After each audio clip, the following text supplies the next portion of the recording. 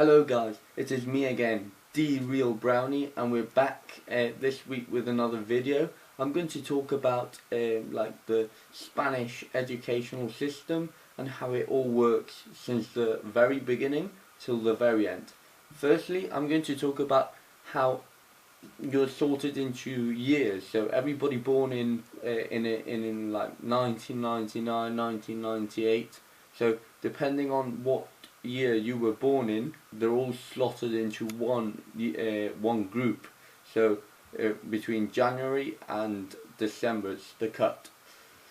So to pass every year, you have to pass the exams of that year. You don't need to do an exam at the end of the year, an external one, to pass it. It's just need to have passed at least all of the subjects except two, unless those two are maths and Spanish, in which case you would have to retake a year. So in Spain you can get people that have retaken it once or twice or even 3 times, but those usually have to go when you retake the third one, you go to a special school.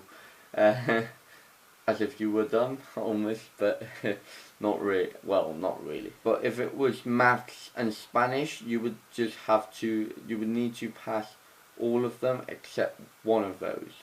The problem is, when you fail those subjects, is that the year you go to next, you have to retake the subjects that you failed previously. So, for example, if I failed like a subject last year, I would have to retake the exam again and pass it. All of this doesn't apply to the last year before uni, that you need to have passed everything to do the exam to go later on to uni. So that's that's more of, all that I've said is more of a general thing, and I'm going to start off from the beginning. So some people may go to like infant school and that, but I'm not sure if that's compulsory, but primary, which is 6 years, certainly is. I think you start when you're around about 6, just get the basics basically. And then secondary school, which is also compulsory, it's 4 years, and you finish when you're 16. Well, if you haven't failed any year and you've had to retake it.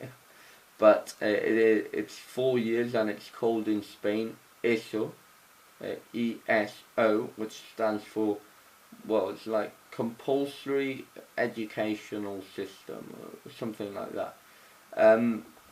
So in the last year of secondary school, you have to choose either arts or science here in Spain.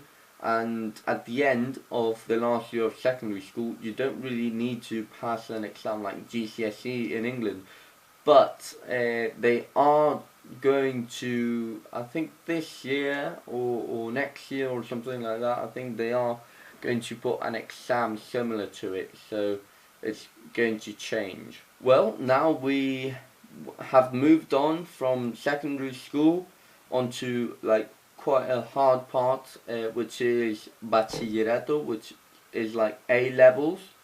It is not compulsory, so you could leave at 16, and you choose from, usually you choose from 4 set paths of subjects, all of them having common in the second year: history of Spain, Spanish, English, and maths, which may vary if you're from economics or like more raw science.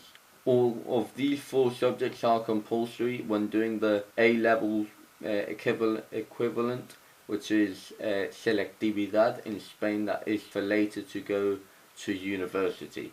When you go on to bachillerato, with the A-levels, apart from having those compulsory subjects that everybody has to do, you also have like 4 paths: biology with chemistry, technical drawing with physics, economics with like history, and like something else, and then you have like Latin with something more of like arts like that. But I chose technical drawing with physics, and those are the two extra subjects that I took in my A levels, well, A level equivalent exam. And in that exam, which takes place in a period of time of only 3 days, and you have to do at least 4 subjects, but it's usually 6.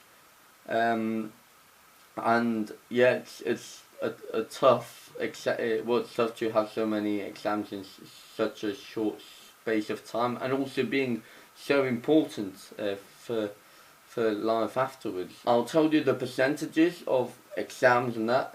So when you're going to go to university, you'll get a certain result out of 14 to entry the different universities. That 14 comes from 6 points that are from the 2 years that you've been in A levels, and all the results that you've had internal exams all added up, done an average, and you get 6 points out of that.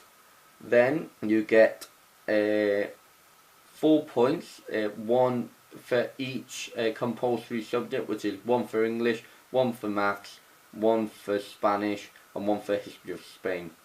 I know, even the strange thing is I had history of Spain, even though I'm in the science branch, which is pretty strange, but I don't know. The last 4 points are points that you get from specific subjects like technical drawing and physics in my case, which aren't compulsory, and those are 2 points each. I only did 2 specific subjects of my area, but you could do, for example, 3.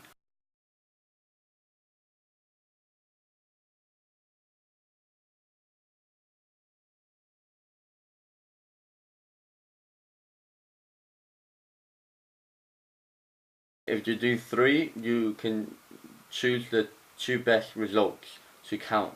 After taking your exam and getting your result, you can get them remarked, and also after having them remarked, you can, well, you'll do a list of the top 14, well, up to 14 degrees, and in which universities you want to do those degrees, and depending on what they ask, they'll choose from the first one downwards in which one you are going to be accepted, which it doesn't take very long. The trip that most people do at the end of these exams and of finishing A levels is to Mallorca, which it was a great trip. I did it, and I really recommend it. We went for 6 days, and it was really good, and it's a great experience. And also you go with your class usually, and it's usually a moment that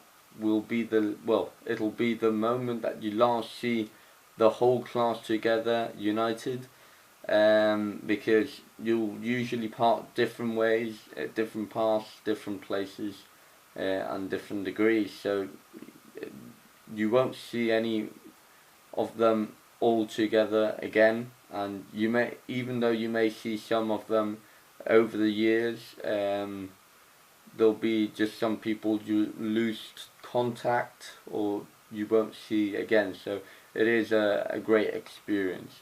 So thanks for watching. This has been The Real Brownie, and I hope you found it interesting or that it's helped you in any way. So don't forget to subscribe and turn on notifications, and see you in the next video, and keep working. Oh, and forgot to what I was going to say of the songs, starting with A this week. So I'm going to say Another Brick on the Wall from Pink Floyd, All You Need Is Love from the Beatles. I had a couple, but I'll just say one.